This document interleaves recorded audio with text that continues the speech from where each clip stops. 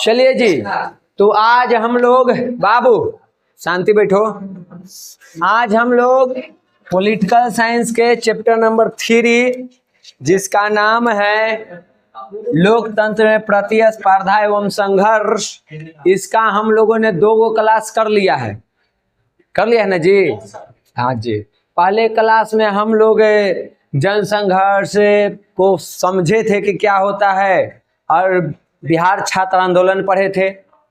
दूसरे क्लास में हम लोगों ने भारत में और भी जो भी महत्वपूर्ण आंदोलन हुए हैं उन आंदोलनों को पढ़ा है। और आज हम लोग जो पढ़ने वाले वो मेन टॉपिक है भारत के बाहर जिन देशों में आंदोलन हुए वहां के हम पढ़ेंगे। ठीक, भारत में तो जन आंदोलन हुआ ही हुआ है, कुछ दूसरे देशों में भी हुआ है, तो उसी को हम लोग देखने वाले हैं। देखो कहाँ कहाँ के देखेंगे। सबसे पहले बैठो, सबसे पहले हम लोग देखेंगे नेपाल में। ठीक,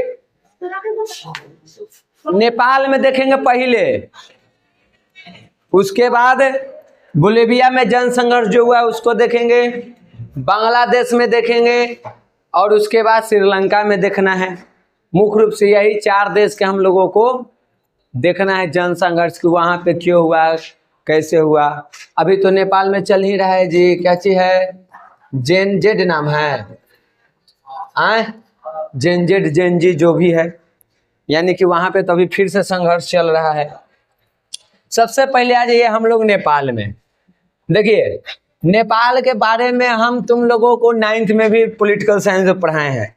वहां पे पहला बार अगर देखा जाए तो एक तरह से लोकतांत्रिक शासन व्यवस्था की शुरुआत अगर मानो तो मान सकते हो तुम कहाँ से, 1948 से, जब पहला बार वहां के संविधान बना था, राजा के शक्ति को कम किया गया था, ये सब जो भी है। लेकिन उसी में हम लोग जब पढ़ रहे थे चैप्टर तो देखे थे कि जो नेपाल है उसका लोकतंत्र अस्थाई नहीं रहा है। कभी लोकतंत्र, कभी राजतंत्र, कभी लोकतंत्र, कभी राजतंत्र, ये चलते रहा है। और 1990 के दशक में यहाँ पे लोकतंत्र की स्थापना तो हुआ। ठीक, नेपाल में 1990 के दशक में लोकतंत्र की स्थापना कर दी गई और यहाँ पे राजा तो रहा, लेकिन राजा यहाँ पे राज्य का प्रधान तो बना रहा, लेकिन वास्तविक सत्ता का प्रयोग जनता द्वारा निर्वाचित प्रतिनिधियों के द्वारा होता था। ये समझो कैसा था, ये था तुमको पूरे तरह से ब्रिटेन वाला मान लो। एक तरह से ब्रिटेन में कैसे राजा तो होता है, लेकिन क्या वो अपने पावर का उपयोग करता है, उसके पावर का उपयोग करता है उसके चुने हुए प्रतिनिधि, जो जनता वहां के प्रतिनिधि को चुनता है, यानी जो प्रधानमंत्री, मंत्री या बाकी लोग हैं, वहां पे लोकतांत्रिक राजतंत्र है। सिर्फ राजा का पद वंशानुगत है कि उसी के वंश से कोई बनेगा, बाकी जो है वो वंशानुगत नहीं है। समझ गए? तो उसी प्रकार यहाँ भी था, राजा प्रधान तो था, यानी एक तरह समझो कि राष्ट्रपति जैसा राजा था, लेकिन पावर उसके पास नहीं था। पावर किसके पास था? पूरा जो जनता के चुने हुए प्रतिनिधि हैं उनके पास था, और पूरे पावर का उपयोग वही करता था। ठीक, राजा खाली नाम मात्र के वहां पे राजा था, शासक था या प्रधान था, जो भी था। सर जी वो काम कर दीजिएगा, हल्के से करके हम मोहल्ला के फ्लाइट मोड में डाल दीजिएगा बिना कोई डिस्टर्बेंस के। ऐसे संवैधानिक राजतंत्र को राजा वीरेंद्र ने पहले ही स्वीकार कर लिया था। उस टाइम पे इसको कौन स्वीकार किया था राजा में? तो याद रखना, उनका नाम अंडरलाइन कर लो, राजा वीरेंद्र जो है वो लोकतंत्र के एक तरह से कहो कि समर्थक बन गए थे, वो उसको मान रहे थे। लेकिन 2001 में इनकी हत्या हो गई। जो नेपाल के राजा हैं राजा वीरेंद्र, 2001 में उनकी हत्या हो गई। अब हत्या कैसे हुई ये आज तक पता नहीं चला है, क्योंकि वो एक तरह की साजिश थी कि पूरे परिवार के लोग को इसमें मार दिया गया था, बस एक व्यक्ति को छोड़ के। समझ गई? वही आगे चल के राजा बनेगा। यहाँ वीरेंद्र है, उसका नाम ज्ञानेंद्र है। ठीक, और उसके बारे में थोड़ा सा हम पढ़े हैं तो उसमें देखें कि जो राजा ज्ञानेंद्र है वो 1 नंबर के शराबी व्यक्ति था, यानी अय्याश व्यक्ति था। लेकिन इसके पूरे परिवार को 2001 में हत्या कर दी जाती है राजा वीरेंद्र की, और उसके बाद ज्ञानेंद्र को यहाँ पे राजा बनाया जाता है, क्योंकि वंशानुगत चलता है। तो राजा तो मर गए तो उनके परिवार से ही कोई बनेगा, परिवार में एक ही व्यक्ति बचा था, राजा ज्ञानेंद्र। इसको राजा बनाया गया, लेकिन इस राजा ने लोकतांत्रिक शासन व्यवस्था को मानने से अस्वीकार कर दिया। कहा कि हम लोकतांत्रिक व्यवस्था को नहीं मानेंगे। वो संसद को एक तरह समझो कि भंग कर दिया, पूरा पावर जो है वो अपने हाथों में ले लिया, कोई दूसरा चुना हुआ प्रतिनिधि नहीं होगा। ठीक, देखो दिया गया है कि 2005 में राजा ज्ञानेंद्र ने उस टाइम के जो प्रधानमंत्री थे उनको पद से हटा दिया और सरकार को भंग कर दिया, खत्म। कोई प्रधानमंत्री नहीं है और कोई सरकार नहीं है। पूरा कहानी समझ में आ रहा है ना कैसे चल रहा है, हटा दिया। और जब ये चीज किया गया तो नेपाल के लोग आंदोलन कर दिए और 2006 में आंदोलन चलते रहा और नेपाल में लोकतांत्रिक आंदोलन हुआ। पूरा कहानी समझ में आया। 2001 में राजा वीरेंद्र की हत्या और राजा ज्ञानेंद्र को राजा बनाया गया। राजा ज्ञानेंद्र कहे कि हम लोकतांत्रिक व्यवस्था को नहीं मानेंगे और 2005 में उन्होंने प्रधानमंत्री के पद को ही हटा दिया और जैसे ही प्रधानमंत्री खत्म, सरकार भी खत्म, क्योंकि सरकार में वो मुख्य रूप से प्रमुख कौन होता है? प्रधानमंत्री, उसका मंत्रिपरिषद रहता है। तो सरकार ही भंग कर दिया। अब जैसे ही जनता को इस बात की पता चली कि राजा ये काम कर दिया, प्रधानमंत्री के पद खत्म, सरकार भंग कर दिया, तो उन लोगों ने आंदोलन कर दिया। आंदोलन कब चला था? 2006 में। ठीक, और इसका एक ही उद्देश्य था कि राजा जो अपन हाथ में पूरा शक्ति ले लिया है वो शक्ति उससे छीनना है और छीन करके फिर से जनता के प्रतिनिधि को यानी प्रधानमंत्री जो सरकार बनेगी उसको देना है। इसके लिए आंदोलन चला। नेपाल में लोकतंत्र की स्थापना के लिए वहां की संसद के सभी बड़े राजनीतिक दलों ने एक गठबंधन बनाया और ये सवाल तुमको पूछा गया था। और उन सभी गठबंधन करके राजनीतिक दलों ने एक दल बनाया जिसका नाम है सप्तदलीय दल। यानी कि जो भी नेपाल के बड़े बड़े 7 जो राजनीतिक दल थे वे लोग एक हो गए, क्योंकि यहाँ पे अब दल की लड़ाई नहीं थी, लड़ाई थी राजा के शक्ति को छीन के और देना है किसके हाथ में? जो प्रतिनिधि उनके हाथ में। तो ये लोग दल का किए कि सब एक साथ हो गए, गठबंधन कर लिए कि अकेले हम राजा से नहीं लड़ सकते हैं, तो हम क्या करते हैं? गठबंधन। सातों मिलकर के एक गठबंधन करके एक पार्टी बनाया। उस पार्टी का नाम क्या है? सप्तदलीय। ठीक, तो ये सवाल पूछा जाता है कि सप्तदलीय पार्टी कहाँ थी? तो कहाँ है? नेपाल में है। ठीक, अब ये सातों एक तरफ है और राजा एक तरफ है। इन दोनों में अब टकराव चलेगा, आंदोलन चलेगा, जनता आंदोलन में भाग भी लेगा। देखो धीरे धीरे ये आंदोलन बढ़ रहा था। और नेपाल की राजधानी कहाँ है आप लोगों को पता है? काठमांडू में 4 दिन तक काठमांडू को बंद कर दिया गया। समझिए कि भारत बंद बिहार बंद होता है ना, उसे 4 दिन तक काठमांडू बंद रहा। ठीक, और इसका प्रभाव लोगों पर पूरा पड़ रहा था। लगभग हर रोज 1 लाख लोग उस आंदोलन में जुट रहे थे। यानी पर डे आज 1 लाख है तो कल वो 2 लाख, अगले दिन 3 लाख, उसके अगले दिन 4 लाख, ऐसे करके दिन प्रतिदिन जनसंख्या बढ़ रही है। ठीक, और 23 अप्रैल 2006 के दिन नेपाल में आंदोलनकारियों की संख्या 5 लाख पहुंच गई थी। यानी 5 लाख लोग एक साथ आंदोलन कर रहे हैं। छोटा सा देश है, वहां का 5 लाख जनसंख्या आंदोलन कर रहा है। 24 अप्रैल 2006 को राजा ज्ञानेंद्र ने सर्वदलीय सरकार को, जो सप्तदलीय सरकार बना था ना, उसको और एक नई संविधान सभा के गठन की बात को स्वीकार कर ली। जब इतने सारे लोग राजा के विरुद्ध आंदोलन करने लगे तो राजा को समझ में आ गया कि ये चीज करना सही नहीं है, हम नहीं कर सकते हैं। और उसने अपनी गलती को मानने को तैयार हो गया, अपना पावर प्रतिनिधियों को देने के लिए तैयार हो गया। ये मान गया कि ठीक है, आप सभी का एक सरकार बनेगा, आप एक नया संविधान बनाइए, उसको भी हम मानने के लिए तैयार हैं। ये क्यों माना राजा? क्योंकि देश की जनता आंदोलित हो चुकी है, तो अगर उसको सत्ता में रहना या जान बचाना है तो उसको तो झुकना पड़ेगा। 5 लाख जनसंख्या आंदोलन कर रहा है, धूड़ी नियर मसल के रख देगा, चींटी नियर, धूड़ी नियर ना, चींटी जैसा। राजा के पावर कितना रहेगा? जब देश के जनते के खिलाफ हो गया तो क्या कर लेगा अकेले? फिर यहाँ पे गठबंधन हुआ और उसके बाद जो भी यहाँ पे इलेक्शन वगैरह जो भी होगा तो उसमें यहाँ पे देखो गिरिजा प्रसाद कोइराला को अंतरिम सरकार के प्रधानमंत्री बनाया गया था।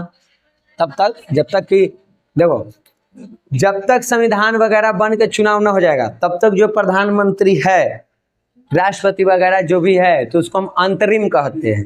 जैसे हमने के संविधान लागू होने से पहले जवाहरलाल नेहरू प्रधानमंत्री थे, तो अंतरिम प्रधानमंत्री थे, फिर चुनाव के प्रधानमंत्री बनेंगे तत्कालीन। ठीक, तो यहाँ पे फिलहाल के लिए किनको बनाया गया, गिरिजा प्रसाद कोइराला को। तो एक ऑब्जेक्टिव तुमको यहाँ से भी पूछ सकता है, गिरिजा प्रसाद कोइराला किस देश के प्रधानमंत्री थे, हो गया ऑब्जेक्टिव।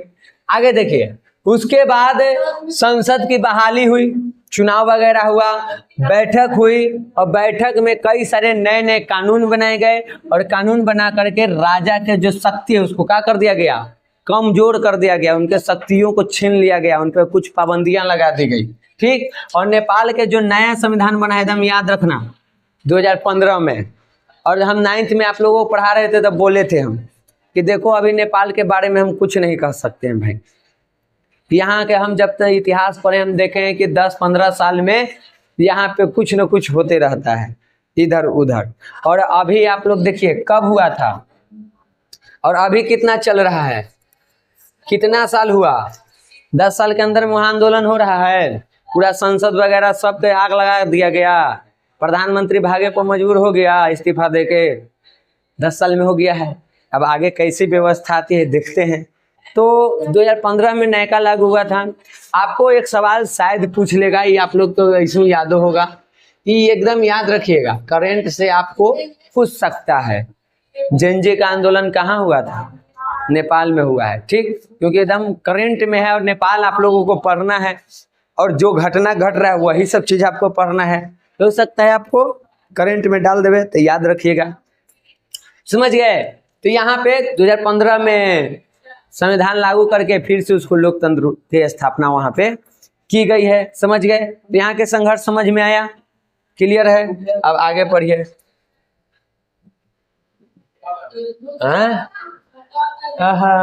साली जी क्या कर रही हैं, आप भी ना मजाक करते हैं भोरे भोरे।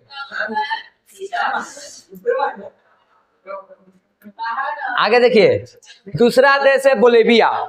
बेल्जियम अलग है, बोलेविया अलग है, यूगोस्लाविया अलग है, चेकोस्लोवाकिया अलग है, सब आप लोगों को पढ़ना है।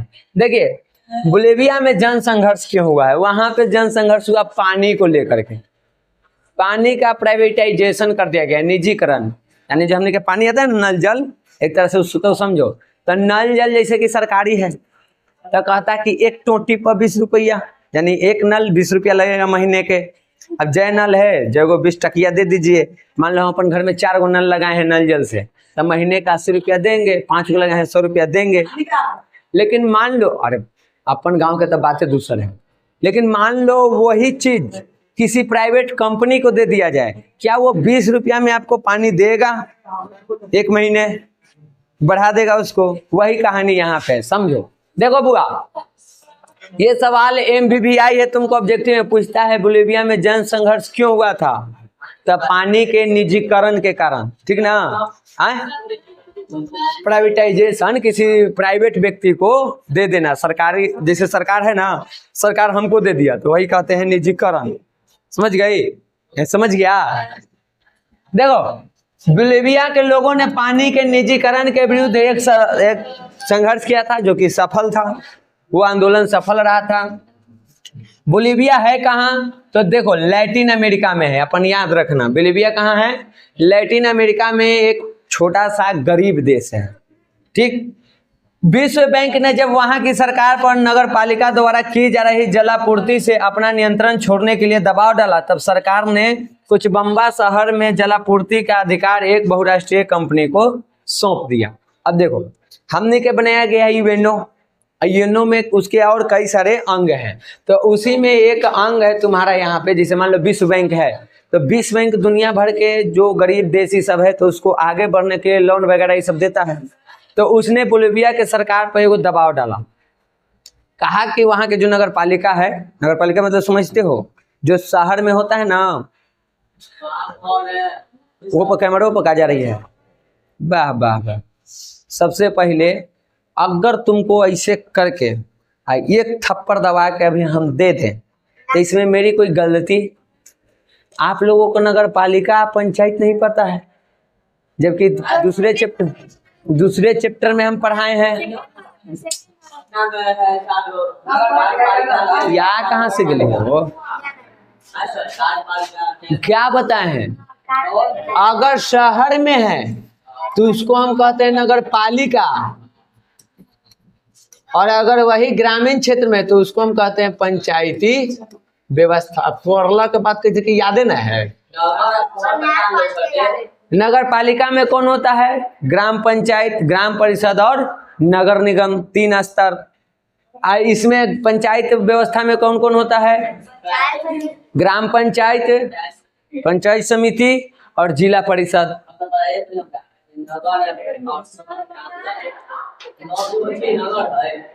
वहाँ नगर पंचायत है,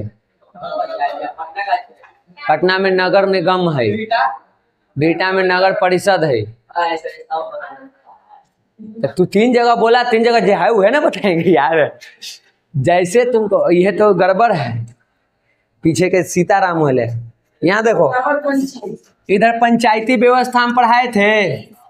आए पंचायती व्यवस्था, इसमें हम 3 स्तर बताए थे।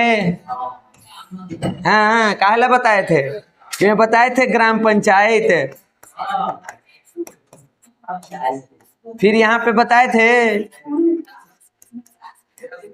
पंचायत समिति, और फिर यहाँ पे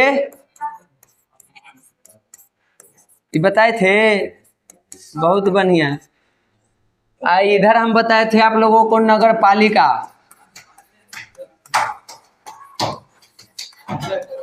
इसमें आपको हम बताए थे 3 गो,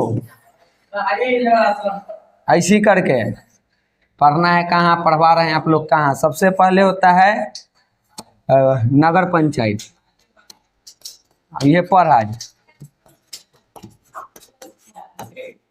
उसके बाद था नगर परिषद,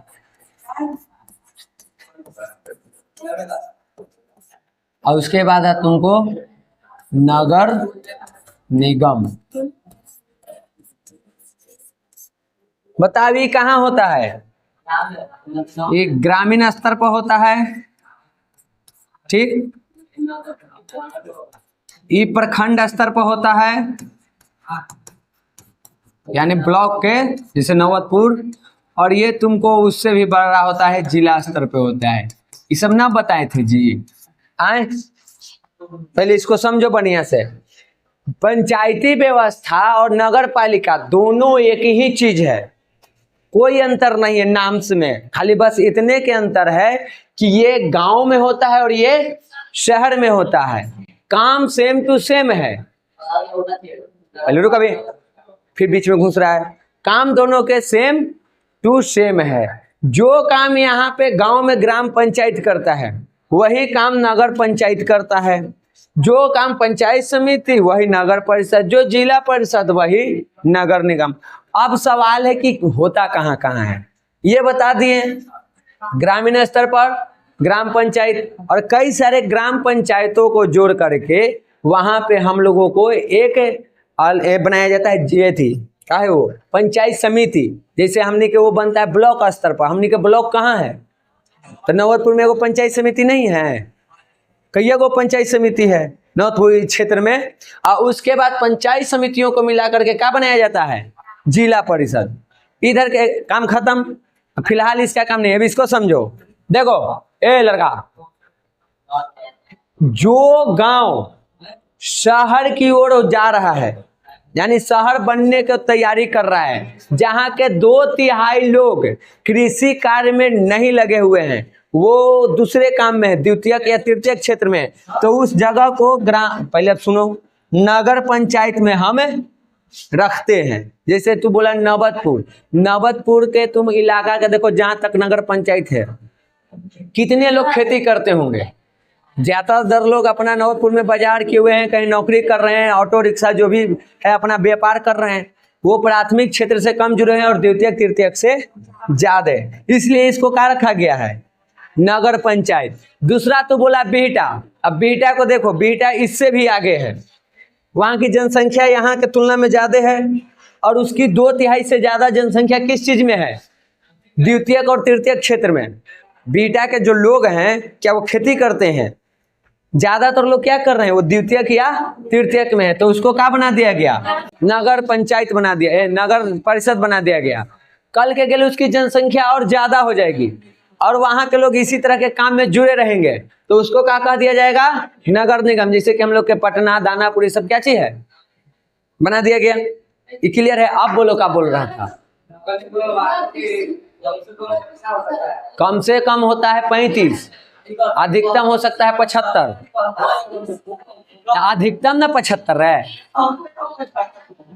कम से कम 35। अब किताब में देखा करो, एक बार पढ़ा दिए, अब जो नहीं है किताब में वो पूछो, किताबों में पढ़े में भार पड़ रहा है, हमें से सब पूछेगा। इन्हें 10 मिनट हमारा बर्बाद कर दिया। अब समझो, तो वहां पे भी क्या चीज था? नगर पालिका था, ठीक, यानी कि शहर में जो पंचायती व्यवस्था है उसकी बात हो रही है। तो विश्व बैंक के ऑर्डर था सरकार के कि नगर पालिका को ऑर्डर दिया था कि जो आप जल की पूर्ति करवा रहे हैं उस पर आपका कंट्रोल नहीं रहेगा। तो किसी ने कहा कि ठीक, मेरा कंट्रोल नहीं रहेगा तो हम किसी प्राइवेट कंपनी को दे देते हैं। दे दिया प्राइवेट कंपनी को, और जैसे ही प्राइवेट कंपनी को दिया, उस कंपनी ने इसकी कीमत 4 गुना बढ़ा दी। यानी अगर वहां पे एगो नल जल के, मान लो एगो नल पर लगता होगा 10 रुपया, अब कितना लगेगा जी? 40 रुपया। अब बताओ आम आदमी के क्या हालत होगा? मतलब कि जिसका हम 20 रुपया भी दे रहे हैं, जैसे प्राइवेट कंपनी आएगी उस एक नल का लगेगी 80 रुपया, तो हम उससे खुश होंगे कि नाराज होंगे? गुस्सा होंगे, ठीक। तो वही चीज यहाँ हो गया, 4 गुना वृद्धि कर दिया। अब पानी एक ऐसा चीज है जो सबको चाहिए, उठे से लेकर के सूते तक हम लोगों को पानी चाहिए। उठते सूते ही पहले हमको मुंह धोना है पानी से, ठीक। तो पानी की खपत बहुत ज्यादा है, घरेलू में हर तरह के काम में पानी चाहिए ही चाहिए। एक ऐसा चीज जिसके बिना आप नहीं रह सकते हैं। और लोगों का लगभग जितना इनकम होता था उसमें से 1000 रुपया खर्च होने लगा किस पे? पानी पे, क्योंकि दाम बढ़ा दिया था। लोग परेशान, 1000 रुपया हमको लग जा रहा है, एक के ऊपर से गरीब देश। उसके बाद इन लोगों ने कहा कि वैसे नहीं होगा। इन लोगों ने आंदोलन शुरू कर दिया इसके खिलाफ। वहां के जो श्रमिक थे, मानव अधिकार के जो कार्यकर्ता थे और जो वहां के नेता थे, इन सब के बीच टकराव होने लगा इस बात को लेकर के, पानी को लेकर के। और बताएं कि जब आंदोलन होता है तो मुद्दा एक रहता है, बाद में उसमें और कई सारे मुद्दे जुड़ जाते हैं। जैसे घरे हमने के मम्मी लड़ती है, तब मम्मी लड़ती है चाची से, तो कोई एक बात पर लड़ती है, उसके बाद 10 साल 20 साल से जितना रहता है सब खंखोड़ को ओकरे में डाल देती है। पोहिया वाला, हैया वाला, हिया वाला पूरा एक। ओकरा बाद 2-4 महीना शांत रहती है, एकदम उसके मिलता है कि हाँ आज कुछ किए हैं। जब 6 महीना साल भर नहीं लड़ी है ना, तो एकदम कहल जाए ना कि एकदम बौखलायल रहती है सब। जैसे ही टकराएगी तो दबा के टकराएगी, भले सुई दवाई करे पड़े, माथा दर्द करे लगे, बीमार पड़ जाए, लेकिन टक्कर हो तो भाई। हाँ, उसी प्रकार है यहाँ पे। अब ये लोग आपस में अपना क्या करने लगे, टकराव शुरू हुआ। जैसे ही टकराव हुआ, वहां पे जनता के विरुद्ध मार्शल लगा दिया गया। मार्शल मतलब समझते हैं, सेना के शासन, पूरा सेना उतार दिया गया। लोग और भड़क गए, ठीक। और जब ये लोग नहीं झुके, जनता वहां की नहीं मानी, मार्शल लॉ लगाने के बाद भी, तो अंततः सरकार को ही जनता की बातें माननी पड़ी, उसको झुकना पड़ा। और वहां पे जो कंपनी से वो बेचा था, उस कंपनी को वहां से भगाना पड़ा, फिर से उसको सरकारी किया गया, उसके दाम को कम किया गया और लोगों को सेवा उपलब्ध कराया गया। तो ये भी क्या था, एक सफल आंदोलन था। किस लिए हुआ था? पानी के निजीकरण को लेकर के, ठीक। उसके बाद है बांग्लादेश का भैया का, हाँ अब के ना बताए रे कि निजीकरण मतलब प्राइवेटाइजेशन है किसी व्यक्तिगत कंपनी। जैसे है, और बताए कि मान लो सरकार में है, हम एक कंपनी लगाए हुए हैं, जैसे ये है कोचिंग तुम्हारे, क्या चीज है? निजी है, प्राइवेट है। सरकारी कोचिंग ना होता है, स्कूल होता है।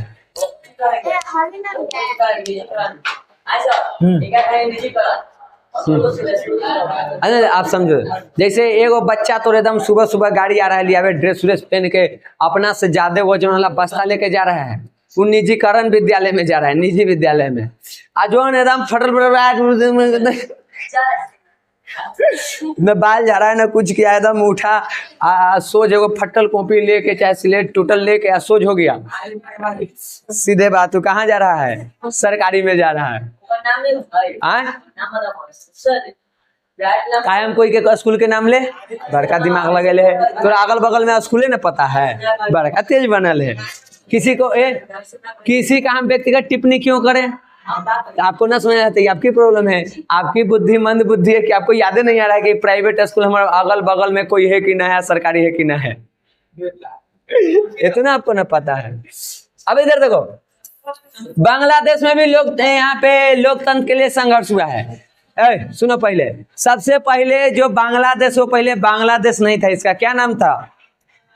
इसका नाम था पूर्वी पाकिस्तान। बंटवारा के बाद यही बना था, और आज जो पाकिस्तान है वो था पश्चिमी पाकिस्तान।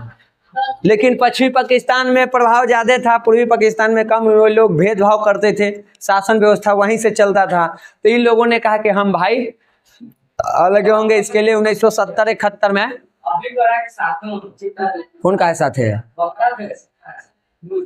ओका जोड़े साथे होगा। साथे कैसे रहेगा? साथे रहने का मतलब होता है कि दोनों के बॉर्डर एक रहे तो मान सकते हैं, ये पॉसिबल चीज नहीं है। वहाँ की मतलब सरकार जो है, प्रधानमंत्री जो कहेगा कि हमारे शासन तू ले लो, यहाँ एगो राज्य न मिलल चाहे दूसरा राज्य में उद्देश्य मिल जाएगा, हम मिल नहीं रहेगा तो भारत में ना मिलेगा, ओकरा मिल जाएगा। ठीक, यहाँ देखो, तो 1971 में जब भारत पाकिस्तान के युद्ध हुआ तो उस युद्ध में पूर्वी पाकिस्तान स्वतंत्र हुआ और इसको एक नया नाम रखा गया बांग्लादेश। यहाँ से बांग्लादेश के निर्माण हुआ, और उसके बाद यहाँ पे संविधान बना करके बांग्लादेश ने अपने आप को धर्मनिरपेक्ष, लोकतांत्रिक और समाजवादी देश घोषित किया कि हम धर्मनिरपेक्ष हैं, हम किसी धर्म को बढ़ावा नहीं देंगे, लोकतंत्र की स्थापना करेंगे और समाजवादी होंगे, मतलब समाज के प्रत्येक व्यक्ति को आगे बढ़ाने का प्रयास ये लाया गया। यहाँ याद रखना बुआ, 1975 में शेख मुजीबुर रहमान ने वहां के संविधान में संशोधन लाकर संसदीय शासन के स्थान पर अध्यक्षीय शासन प्रणाली को मान्यता दिलाई। देखो काहे होगा, लाया गया लोकतंत्र, ए लड़का, लाया गया लोकतंत्र, ठीक, संसदीय शासन व्यवस्था, यानी जो भी फैसला लेना है वो संसद करेगी। लोकतंत्र दो तरह का होता है, एक संसदीय प्रणाली वाला, एक होता है अध्यक्षीय प्रणाली। जैसे अमेरिका में अध्यक्षीय है और हमारे यहाँ संसदीय, वहाँ राष्ट्रपति ही मेन होता है, अध्यक्ष होता है, वही करता है सब।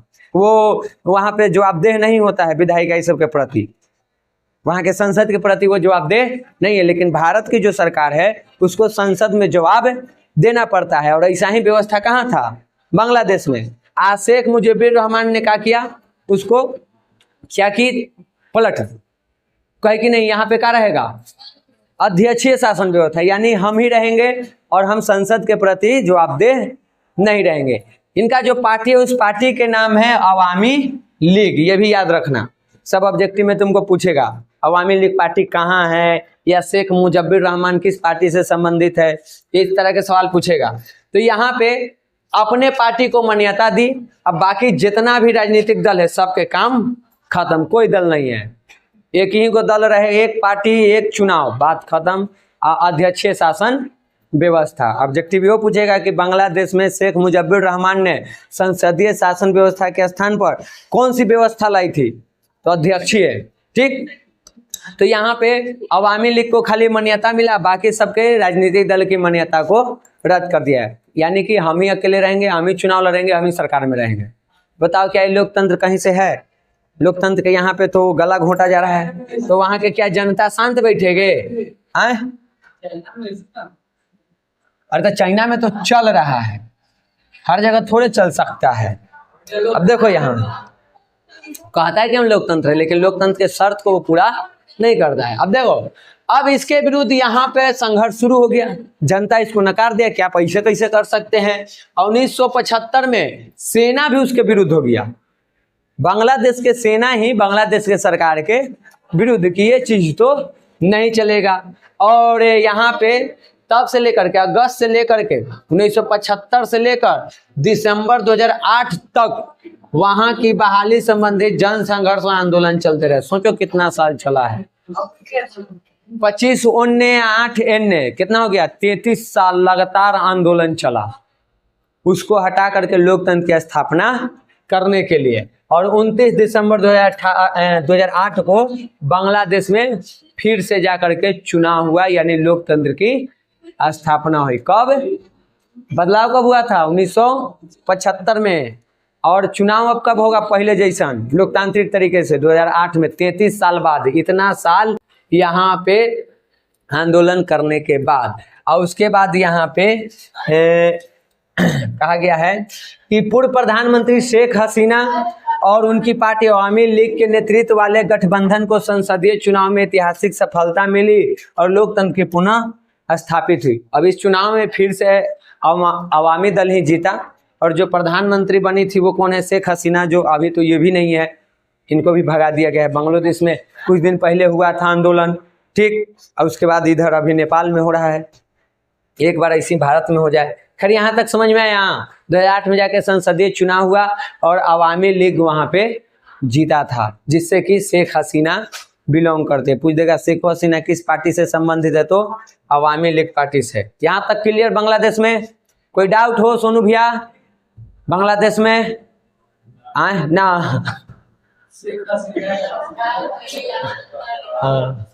आगे देखिए, एक है श्रीलंका।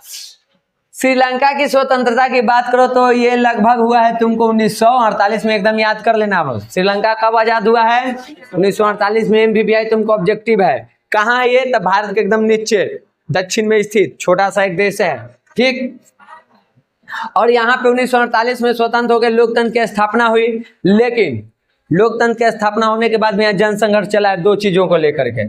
खास करके यहाँ जातीय समस्या है, जाति धर्म जैसन लेकर के, मुख्य रूप से जाति, भाषा और धर्म, ठीक।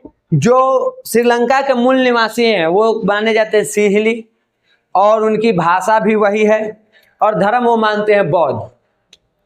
और वहीं पे भारत के भी कुछ लोग जाकर रहते हैं, खास करके तमिलनाडु के, क्योंकि तमिलनाडु के नीचे श्रीलंका है। तो वहां पे रहे, गुलामी जब था, उपनिवेश थे, उस टाइम पे भी बहुत सारा पलायन इधर के उधर हुआ था, तो उस वजह से भी जो वहां थे वहीं रह गए। अब वो लोग बोलते हैं तमिल, हैं हिंदू, मानेंगे हिंदू धर्म को, ठीक, भाषा तमिल, 3 चीज समझ में आया। वहां पे क्या है? जनजाति से क्या चीज है? सिंहली है सब, भाषा भी सिंहली बोलते हैं, धर्म कौन सा मानते हैं? बौद्ध धर्म।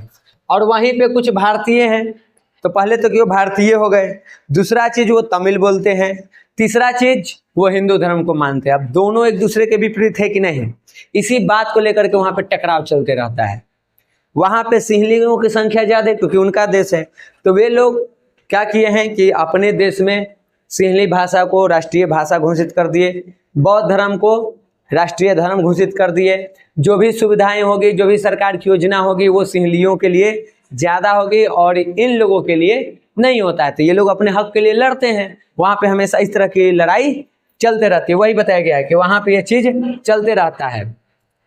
तमिल आबादी के जो लोग हैं वो अपना अलग राज्य की मांग करते हैं कि हमको एक अलग राज्य बना के दे दो, हम तुम लोगों के साथ नहीं रहेंगे, देश में तो रहेंगे लेकिन राज्य मेरा अलग चाहिए। कोई सब कहता है तू अले दूसरा देश से, हमारे देश में तुमको अलग राज्य चाहिए, नहीं मिलेगा। कई सारी समस्याएं हैं, ठीक। श्रीलंका के तमिलों के प्रति सरकार के उपेक्षापूर्ण बर्ताव एवं तिरस्कार ने जातीय संघर्ष के मार्ग प्रशस्त किया। जब सरकार इनके बातों को अनदेखा किया तो ये लोग आंदोलन किए। आंदोलन करना भी जरूरी है।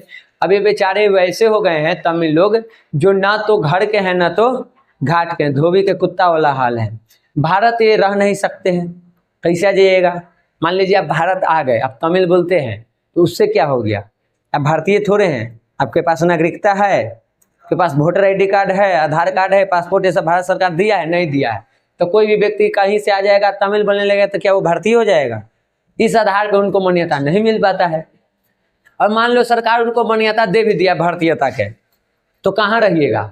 यहाँ भाई भाई में 30 जमीन लगी, गोली चल जा रहा है, मर्डर हो जा रहा है, आप आए हैं, कहाँ रहिएगा? रोड के अलावे कहीं रास्ता है, आपको जगह है पुल के नीचे रहे के अलावे, वहां पे सरकार आपको नहीं रहने देगी, तो यहाँ पे आके भी वो क्या करेगा? तो ले दे के बेचारा के तो उसको वहीं रहना है। वहां वाला कहता है कि तू हमारे देश के नहीं है, हम काहे तुरा रखे अपना भी, और दोनों पट्टी से बेचारा वो फंसा है। तो वहां पे ये संघर्ष उन लोगों का चल रहा है। सरकार उनकी बातों को सुनती नहीं है, वो लोग लड़ते रहते हैं। कई बार तो गृह युद्ध जैसी स्थिति भी बन गया है।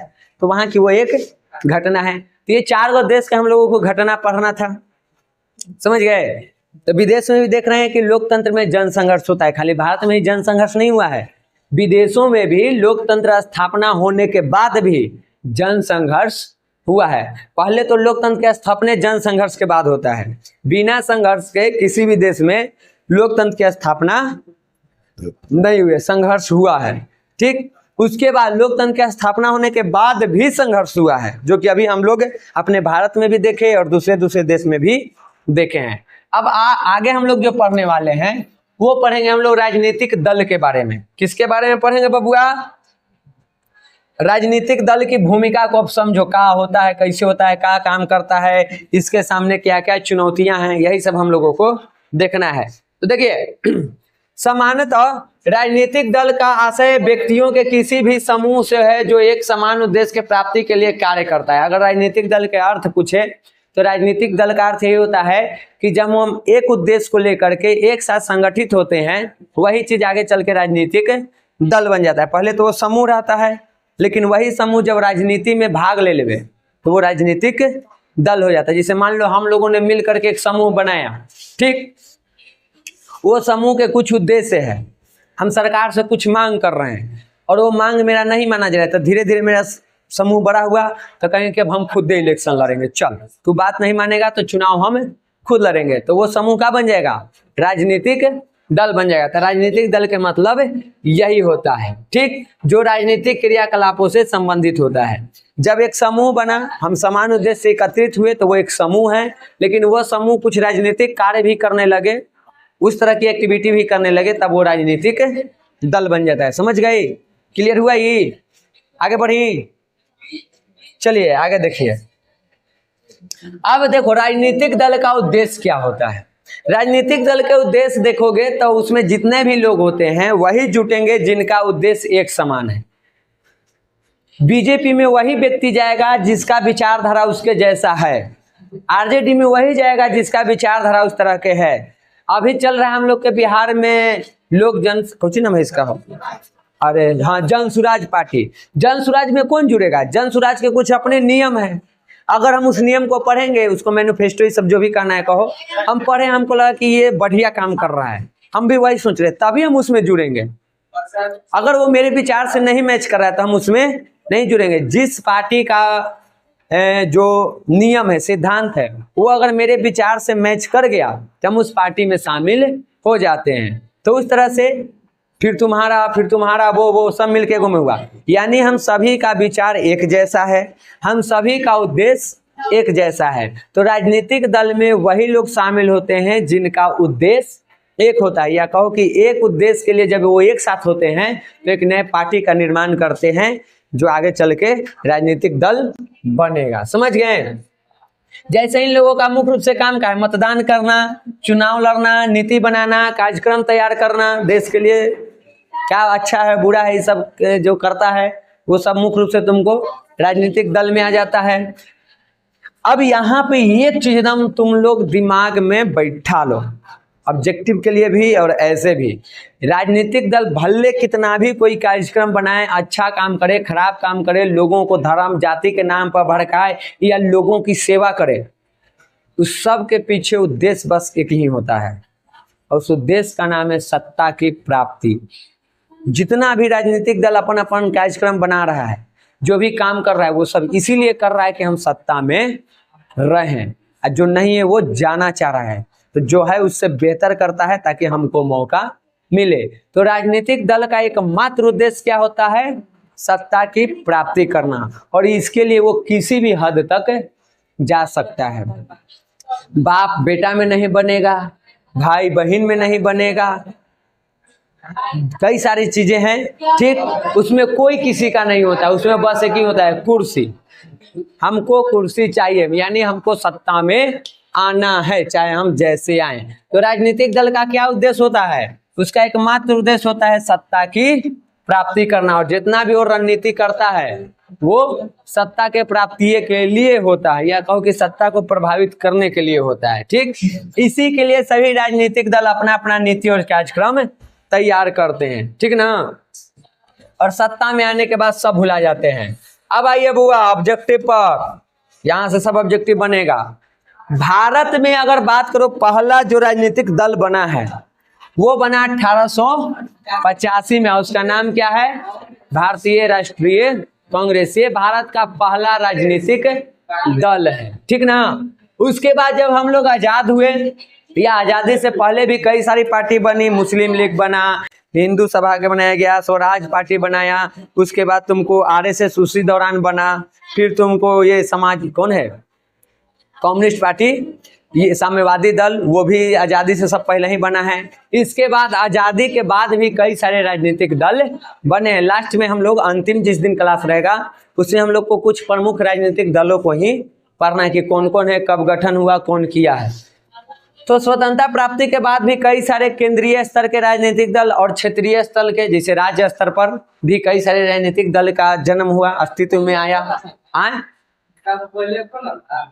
नहीं, भारत में कांग्रेस के पहले कोई भी राजनीतिक दल नहीं था, जो भी बना है वो कांग्रेस के बनने के बाद बना है।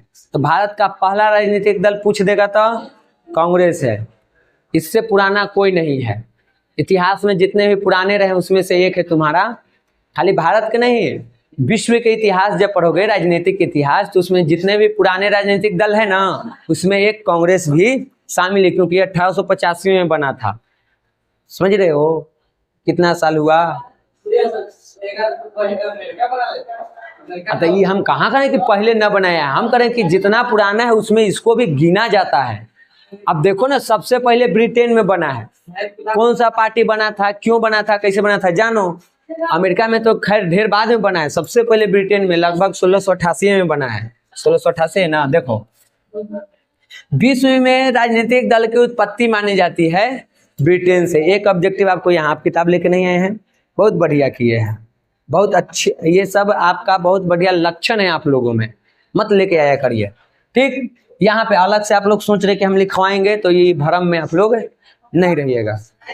आए नहीं करें तो आपका रिजल्ट गिरेगा तो हमारा ना घाटा लगेगा। तो देखिए, दुनिया में सबसे पहले राजनीतिक दल कहाँ बनाया गया था? राजनीतिक दल का जन्म कहाँ से? ब्रिटेन से। कब? 1688 में वहां पे वो क्रांति हुआ था, गौरवपूर्ण क्रांति। ये भी आपके लिए इंपॉर्टेंट है, गौरवपूर्ण क्रांति कब हुआ था? 1688 में, ठीक। और उसी दौरान यहाँ पे दो पार्टी बना था, एक का पार्टी का नाम है व्हिग और दूसरा का नाम है टोरी। ये दुनिया का पहला राजनीतिक दल है ये दोनों, जो 1688 में ही ब्रिटेन में गौरवपूर्ण क्रांति के दौरान बना था। एक व्हिग और दूसरा टोरी, ठीक। हाँ, व्हिग जो है वो उदार दल था और टोरी अनुदार दल। आज जाना जाता है इसको इस नाम से। उदार मतलब जो व्यक्तियों के लिए ज्यादा काम करता है, ठीक। अगर हम मान लो तुम लोगों के लिए काम करें, गरीबों की मदद से, तो कहें फलना दे बहुत उदार है, और हम उसके विपरीत होता अनुदार है। तो व्हिग को उदार दल माना जाता है और टोरी को आज अनुदार दल भी माना जाता है। ये भी पूछ देगा कि उदार दल कौन है इनमें से, तो व्हिग है, अनुदार कौन है, टोरी है, याद करते रहो, ठीक। उसके बाद जो एक संवैधानिक रूप से मानो कि राजनीतिक दल की शुरुआत कहाँ हुआ, तो वो हुआ तुमको अमेरिका में। जब अमेरिका में 1776 में आज़ादी मिली और 1789 में जब वहाँ पे संविधान लागू हुआ, तो उस दौरान भी वहाँ राजनीतिक दल के गठन किया गया। वो राजनीतिक दल संवैधानिक रूप से था, सही तरीके से था। तो अगर कहो कि व्यवस्थित तरीके से जो राजनीतिक दल की स्थापना हुई वो पहले कहाँ हुआ है? अमेरिका में। लेकिन इसका नींव कहाँ पड़ा, शुरुआत कहाँ से हुई? तो ब्रिटेन से। समझ गए? दोनों चीज क्लियर है? आगे बढ़ जाए। अब देखिए, अब राजनीतिक दल जो है उसका कुछ काम होता है, ठीक। और यहां से भी एक इंपॉर्टेंट ऑब्जेक्टिव बार बार पूछा जाता है, लोकतंत्र का प्राण किसे कहा जाता है? तो लोकतंत्र के प्राण संविधान को मत मार देना, चैप्टर से वो पूछ रहा है राजनीतिक दल को लोकतंत्र का प्राण कहा जाता है। आना तो एक काम करो, हमने के देश में लोकतंत्र है, सब राजनीतिक दल को हटा दो, दिमाग में कल्पना करो, हटा दो। अब बताओ लोकतंत्र कहाँ है? लोकतंत्र केकरा वोट करे जाएगा? राजनीतिक दल ना है तो आंगुली पे कर रहा है कि आंगुली पे है, और तो आंगुली पे कोई राजनीतिक दल को ना वोट करता है, राजनीतिक दल नहीं है, तो फिर लोकतंत्र का कोई मतलब नहीं रहेगा। अगर राजनीतिक दल को हम लोकतंत्र से हटा दें तो लोकतंत्र है ही नहीं है। समझ गई? अगर एक दल रहेगा तो उसको लोकतंत्र नहीं कहते हैं, वो तानाशाही होता है, एक पार्टी एक इलेक्शन है, वो सब अलग चीज है, वो लोकतंत्र में नहीं आएगा। तो इसीलिए राजनीतिक दल को लोकतंत्र के प्राण कहा गया है। MVVI तुम्हारा ऑब्जेक्टिव है, राजनीति लोकतंत्र का प्राण किसे कहा जाता है? तो इसमें याद रखना है राजनीतिक दल को कहा जाता है। अब राजनीतिक दल के कुछ काम होते हैं, जैसे पहला कि वो नीति बनाएगा, अपना कार्यक्रम बनाएगा और उसके तहत वो सत्ता में जाएगा। सत्ता में वो चला गया तो वो शासन का संचालन करेगा। पूरा शासन व्यवस्था एक राजनीतिक दल ही चलाता है। वो दल अलग अलग हो सकते हैं लेकिन चलाने वाला तो राजनीतिक दल है। उसके बाद चुनाव का संचालन करेगा। ऐसे चुनाव करवाता कौन है? निर्वाचन आयोग करवाता है, लेकिन अपना प्रचार प्रसार ये सब तो अपना करता ही है राजनीतिक दल। अभी कर ना रहा है सब है। चुनाव करवाएगा कौन? निर्वाचन आयोग, लेकिन प्रचार प्रसार का निर्वाचन आयोग कर रहा है। सब राजनीतिक दल अपन अपन करे में लगा हुआ है। आगे देखिए, उसके बाद होता है लोकमत का निर्माण करना, यानी लोगों को अपने पार्टी से जोड़ना, अपनी ओर खींचना, आकर्षित करना कि हमरे वोट दिया। फिर है सरकार और जनता के बीच मध्यस्थ का कार्य करना। जो सरकार है और जो जनता है दोनों को जोड़ने का काम कौन करती है? जो तुमको राजनीतिक दल है वही जोड़ेगा, वही तुम्हारी बातों को सरकार तक पहुंचाएगा। एसएससी के छात्र आंदोलन कर रहे हैं तो सरकार तक वो बात कौन पहुंचाए? राहुल गांधी लेके गए, विपक्ष में है तो एक दल से, जो दूसरे दल में सरकार के पास तक लेके जा रहे हैं, तो उस तरह से। ठीक, उसके बाद लोगों को राजनीतिक प्रशिक्षण भी दिया जाता है। अभी इलेक्शन चल रहा है, गाँव गाँव विधायक जी आके बताएंगे कि देखा ईवीएम है 3 नंबर हम टिपी है, वहां जाके सिखाया जा रहा है तुमको। तो प्रशिक्षण भी दिया जाता है। कुछ दलीय कार्य भी होते हैं अपने दल को बढ़ाने के लिए, लोगों को प्रचार प्रसार करवाना, ये सब कुछ दल के लिए भी। तो वो चीज होता है, कहाँ से फंडिंग वगैरह आए, कैसे चुनाव प्रचार किया जाए, कैसे जीते, तो सब अपने दल के लिए किया जाता है। और कुछ गैर राजनीतिक कार्य भी किया जाता है। गैर राजनीतिक कार्य में जैसे मान लो अभी यहाँ पे हमने पढ़ रहे, भूकंप आ गया, हमने सब इन्हें गाँव ढा दिया। अभी राजनीतिक दल के काम नहीं है, लेकिन नेता लोग आते हैं, काम करते हैं। छात्रों का आंदोलन चला, उसमें राजनीतिक दल जाकर अपनी भूमिका निभा देता है, साथे खड़ा होता है। तो ये सब कुछ गैर राजनीतिक कार्य भी वो करते हैं। समझ गए? तो देखो उसको अब एक एक करके दिया गया है। आइए हम बता दें, खाली एक शुरू में पढ़ते जाओ। क्या है? राजनीतिक दल जनता का समर्थन प्राप्त करने के लिए अपना नीति और कार्यक्रम तैयार करता है। इसके लिए वो क्या करेगा? इसी के आधार पर वो चुनाव लड़ेगा और इसके लिए वो भाषण देगा, टेलीविजन पर, रेडियो पर, समाचार पत्र, इस सब के माध्यम से लोगों तक अपनी विचारधारा को, अपने नीति को, अपने कार्यक्रम को वो पहुंचाता है कि हम सरकार में आएंगे तो ये काम करके हम आपको देंगे। ठीक, उसके बाद जो मतदाता होते हैं वो सभी राजनीतिक दल के कार्यक्रम को, नीति को सुनते हैं कि कौन का काम करने वाला है सरकार में आने के बाद। जिसको जो बढ़िया लगता है वो उसके तरफ आकर्षित हो जाता है, उसी पार्टी को वोट करता है। तो ये काम इसका होता है। वहां पे मतदाता भी उसी राजनीतिक दल को अपना समर्थन, ये बता दिए, ये क्लियर हो गया। इतने पढ़ना है। राजनीतिक में क्या है? नीति कार्यक्रम में अपना प्रचार प्रसार करके अपना नीति नियम को लोगों तक पहुंचाना, फिर वो लोग उससे अपना आकर्षित होंगे। जिनको आपका नीति नियम पसंद आएगा वो आपको वोट करेंगे, जिसको नहीं पसंद आएगा वो आपको वोट नहीं करेंगे। ठीक, दूसरा चीज शासन का संचालन। राजनीतिक दल चुनाव में बहुमत प्राप्त करता है। जिसको सबसे ज्यादा बहुमत मिला वो सरकार में जाएगा और सरकार में जाने के बाद पूरे सरकार को चलाने का काम इसी का होता है। और जो बहुमत प्राप्त नहीं करते हैं लेकिन चुनाव जीत जाते हैं वो विपक्ष में बैठते हैं। जैसे एक तरफ था तुमको बीजेपी, एक तरफ था तुमको कांग्रेस, दोनों चुनाव लड़ा, दोनों को जनता ने वोट दिया। तो बीजेपी को 272 से ज्यादा गया, 300 प्लस यहाँ पे गठबंधन करके जैसे समझो इसे, बीजेपी को 300 प्लस वहां पे सीट मिल गया। टोटल सीट कितना है? 500 मोड़िए जाएगी, 543 को है।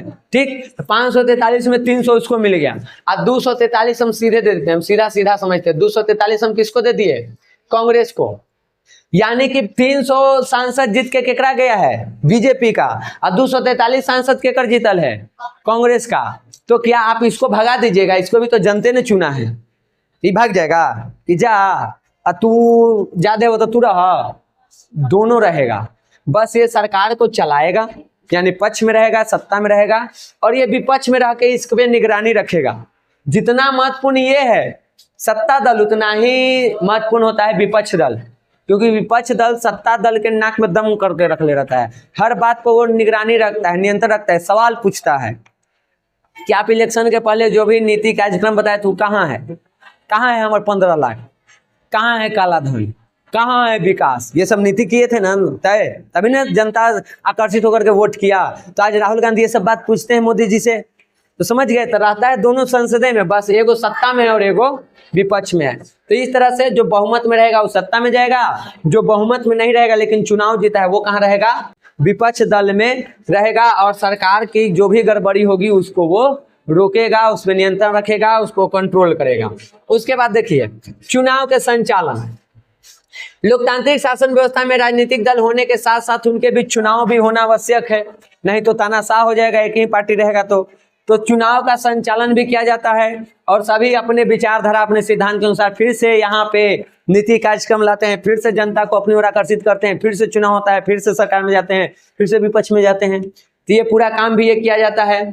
और यहाँ पे चुनाव के पहले जितने भी राजनीतिक दल है वो जनता के सामने एक घोषणा पत्र जारी करते हैं, जिसको मैनिफेस्टो कहते हैं अंग्रेजी में। यानी वो बताते हैं कि अगर हम आ गए, जैसे ना जन स्वराज आएगा 5 काम हो जाएगा, यहाँ वहाँ पूरा दीवार पे तुमको लिखल मिलेगा कि जन स्वराज आएगा 5 काम हो जाएगा। वो अपना मैनिफेस्टो दिखा रहा है कि देखो जैसे हम आएंगे बाकी काम हम करेंगे न करेंगे पता नहीं, लेकिन हम ये लिखित रूप में दे रहे हैं कि ये काम हम करेंगे ही करेंगे।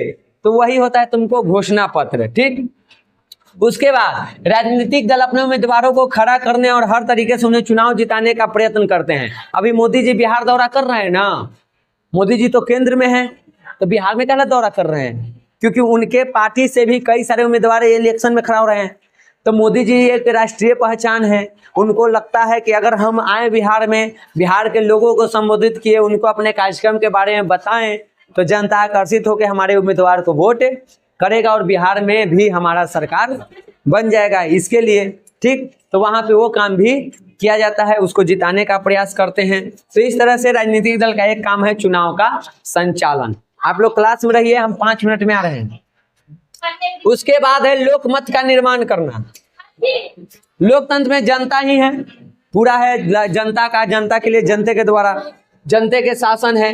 जनता के समर्थन से कोई सत्ता में जाता है, जनता अगर समर्थन ना करे तो वो चुनाव हार जाता है। तो जनता को खींचना है अपनी ओर, उसके लिए क्या करना है, उसका लोकमत प्राप्त करना है। लोकमत प्राप्त करने के लिए पहले उसको चुनाव के बारे में सिखाइए, कैसे वोट वगैरह करना है। तो ये काम भी यहाँ पे किया जाता है, लोगों को अपनी ओर आकर्षित किया जाता है। और आकर्षित करने के लिए क्या करते हैं लोग, जनसभा करते हैं, रैली करते हैं, समाचार पत्र, रेडियो, टेलीविजन इत्यादि के सहारा लेकर के वो अपने लोगों तक पहुंचने का प्रयास करते हैं, उसको अपनी ओर खींचने का प्रयास करते हैं, ताकि वो हमको वोट दे और हम सत्ता में आए। उसके बाद सरकार एवं जनता के बीच मध्यस्थ का कार्य। राजनीतिक दल का एक प्रमुख कार्य भी है कि वो जनता और सरकार के बीच पुल के काम करता है, ठीक। राजनीतिक दल ही जनता की समस्याओं और आवश्यकताओं को सरकार के सामने रखता है। हम लोग खुद नहीं जाते हैं, हमारी जो भी मांग होती है वो हमारा विपक्षी में जो बैठा रहता है वो सरकार से डिमांड करता है कि जनता की ये मांगे हैं, आप इसको कब पूरा कीजिएगा बताइए हमको, और वहां पे सरकार को जवाब देना पड़ता है, ठीक। सरकार की कल्याणकारी योजनाओं और कार्यक्रमों को जनता तक पहुंचाने का भी काम यही करता है। मान लो बीजेपी कोई बढ़िया कार्यक्रम अपना लेके आया, अभी सरकार में वही है, तो वो उसका दल ही ना लोगों तक पहुंचाएगा कि मोदी जी आएंगे। जो उनके कार्यकर्ता हैं, उनके दल में जो लोग हैं, वो बताते हैं कि देखिए हम ये व्यवस्थाएं लेकर आ रहे हैं, इसको हम लागू करवा रहे हैं। तो वो दोनों जनता की समस्याओं को, उनकी आवश्यकताओं को सरकार तक पहुंचाना, और सरकार जो भी नियम नीति लाया है, कार्यक्रम लाया है, उसको जनता तक पहुंचाना, ये दोनों पहुंचाने का काम कौन करता है, राजनीतिक दल। तो ये भी इसका एक महत्वपूर्ण काम हो जाता है, समझ गए। अगर पूरे राजनीतिक दल के कार्यों को लिखे तो यही सब तुमको 2-2, 3-3 लाइन में शॉर्ट बना के 4-5 गो पॉइंट लिख देना है। उसके बाद लोगों को प्रशिक्षण देता है। राजनीतिक दल मतदाताओं को राजनीतिक प्रशिक्षण देने का भी काम करते हैं। राजनीतिक दल खासकर चुनाव के समय अपने समर्थकों को बताते हैं कि मतदान कैसे करना है, कैसे चुनाव लड़ना है, सरकार की नीति की आलोचना कैसे करना है, समर्थन कैसे करना है।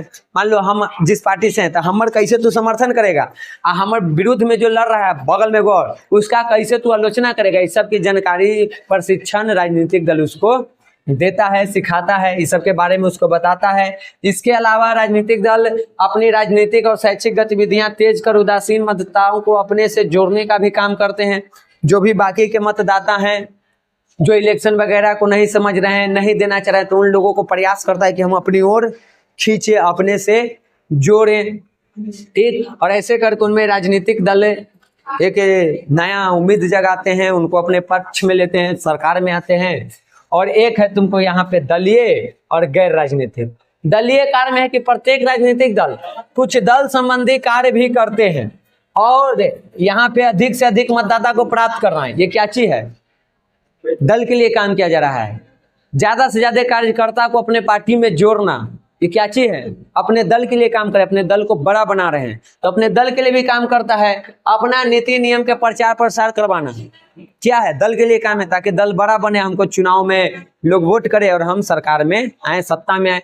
उसके बाद गैर राजनीतिक में बता दिए हैं कि इसमें जैसे मान लो कि कोई प्राकृतिक आपदा, बाढ़, सुखाड़, भूकंप जैसा कुछ चीज आ गया तो ऐसे में ये राजनीतिक दल अपने तरफ से कुछ राहत देने का काम करते हैं। ये काम तो सरकार के है। तो मान लो बीजेपी सरकार में है या यहाँ पे जदयू सरकार में है, यहाँ पे कोई प्राकृतिक घटना घट गई तो जदयू तो करेगी ही, वो सरकार में है तो वो तो बिहार सरकार तो कर ही रही है। प्लस में जो जैसे मान लो आरजेडी है या तुमको लोजपा है या जन स्वराज है, वो लोग भी आकर के अपने तरफ से 2-4 लाख, 5 लाख, 10,000, 20,000 खाना पीना कुछ अपना दे देते हैं। क्या वो सरकार के फंड से दिए हैं? वो अपना पार्टी का जो फंड है उससे दिए हैं। तो वो कुछ गैर राजनीतिक कार्य भी है, वहां पे राजनीति नहीं हो रहा है, वहां पे एक दूसरे का मदद कर रहा है। भले उसका उद्देश्य अंततः वही है कि हम इससे आएंगे, लोगों की सहानुभूति बटोरेंगे और सत्ता में जाएंगे, लेकिन उसको रखा जाता है गैर राजनीतिक कार्य में। ठीक, तो इसमें तुमको कार्य इतने हैं।